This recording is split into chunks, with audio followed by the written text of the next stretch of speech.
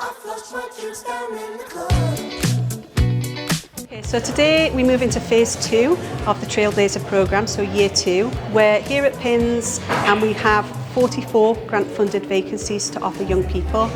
We have a target of 65 at least, but we're hoping to smash that and bring some real opportunities to young people in the Liverpool local authority. There's a real broad range of opportunities, and we've got lots of employers knocking at the door looking to sign up and get involved in this Trailblazer programme.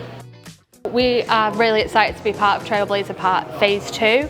We really enjoy being part of that journey and doing mentoring, supporting young people into sectors that maybe they don't feel like they can get into, and with our mentorship and our cheerleading, as we'd say, we can help them make them dreams into a reality. It's been quite difficult for me to get a job. After I finished college last year, I've been looking ever since, and without an experience it's just been quite difficult, so I thought coming here I'd be able to get the right support and the right direction, guidance to get into employment.